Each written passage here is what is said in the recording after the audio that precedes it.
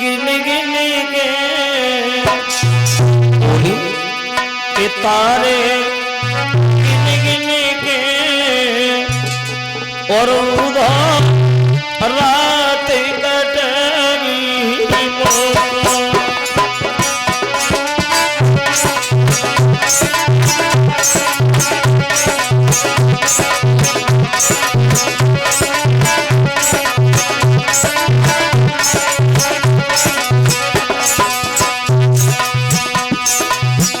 बोली है वो लड़कियां उधो पल पल श्याम की आती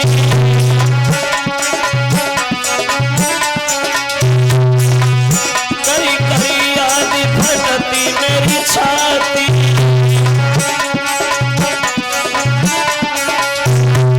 के पाती बड़ी बड़ी के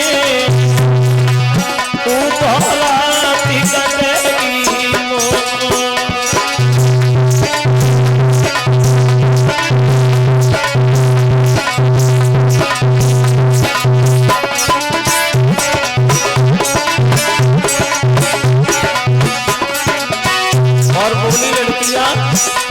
अरे कुबिया सोती बनी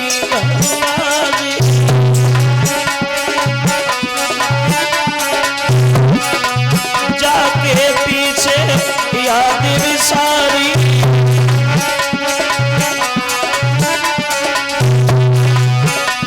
मरी में पकुड़ी कुड़ी के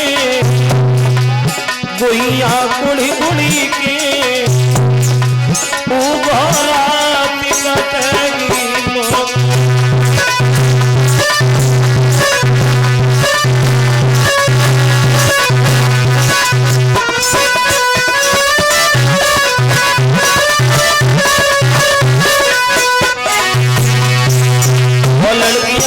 से बोली है अरे कैसे कुंजबिहारी से उन माधव मदन से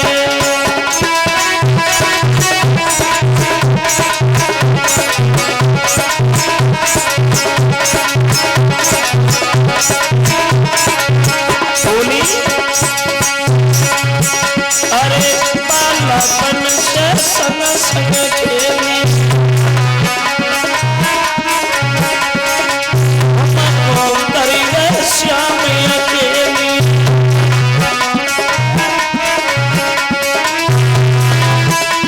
अरे सूरी से हमें डर लागे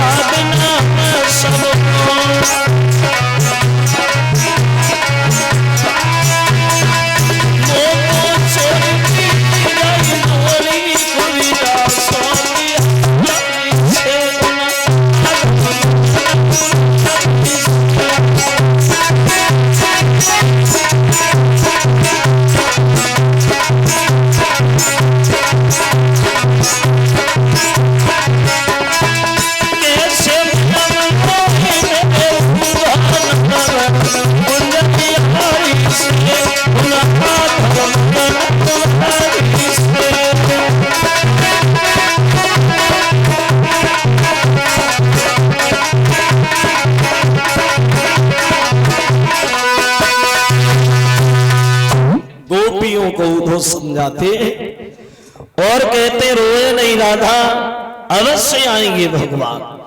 अब गोपियों को समझाने के बाद भगवान के पास गए उधो तो भगवान को जब गोपियों की कहानी बताई तो भगवान बड़े व्याकुल हुए।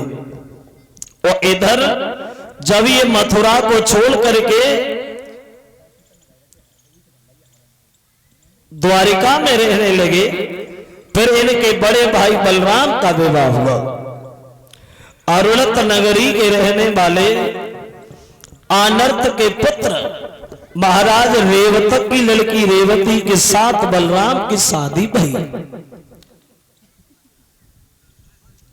बताया तो ये गया है, इन रेवतक ने अपनी बेटी का स्वयंवर किया। उस स्वयंवर में बलराम भी गए हैं। तो बलराम को निहार करके रेवती ने सबको छोड़ करके बलराम के गर्दन में जयमाला डाली और उनसे शादी भई। लेकिन एक विद्वान ये बता रहा है कि रेवती का विवाह बलराम से हुआ तो, लेकिन ऐसे नहीं हुआ। कैसे हुआ तो बहुत जल्दी में आपको बताएं। देखो ये बड़ा शंका की बात है, सोचने वाली बात है जो विद्वान बता रहा है। उसने ये कहा कि शादी रेवती की भई तो ऐसे नहीं भई। कैसे भई? तो बोले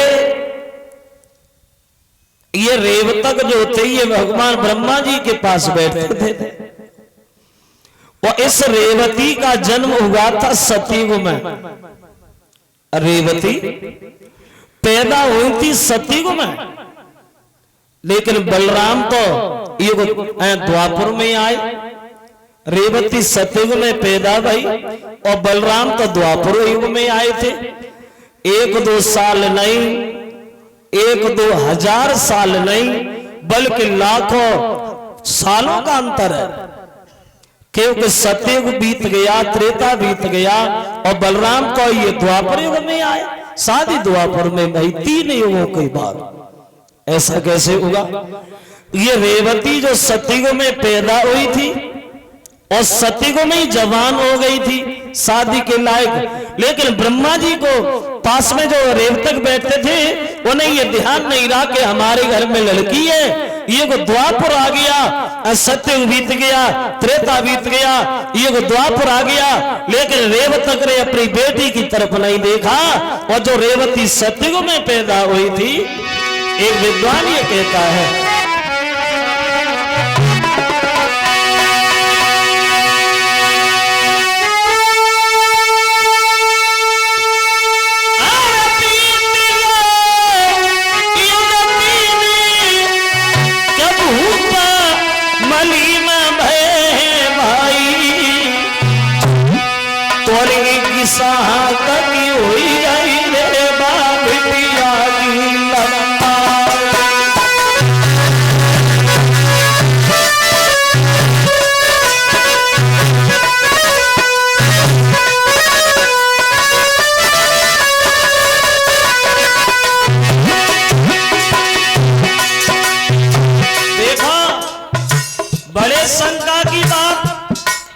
रेवती सतयुग में पैदा भई, द्वापर युग आ गया, लेकिन शादी नहीं भई।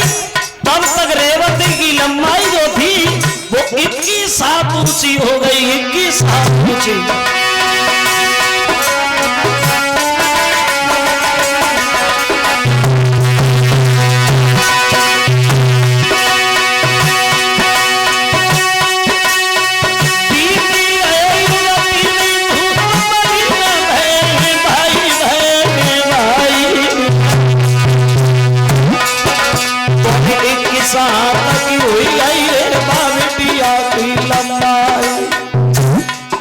साथ ऊंची हो गई लड़की, लेकिन पर हुई ना पाई शादी,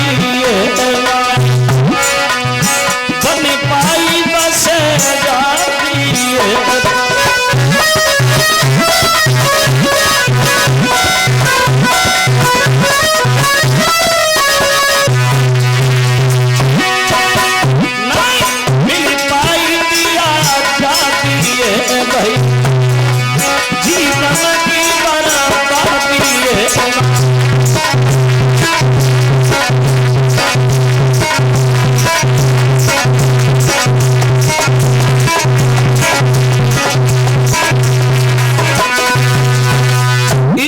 हाथ ऊंची हो गई रेवती, लेकिन शादी नहीं भई। द्वापर आ गया।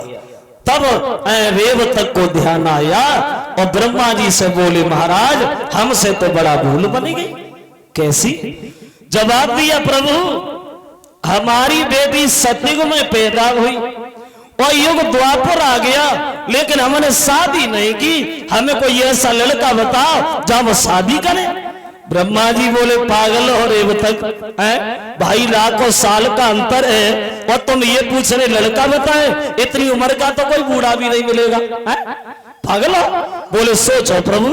तो बोले काम करो कन्हैया का अवतार हो गया है और उनके बड़े भाई जो बलराम है उनसे शादी कर दो। अब पंडित जी को भेज दिया, शादी पक्की हो गई। पहले लड़का कोई देखने नहीं जाता था, ना नाई और ब्राह्मण को भेज देते थे और जो नाई और ब्राह्मण जैसा कराते थे वैसा ही बढ़िया था।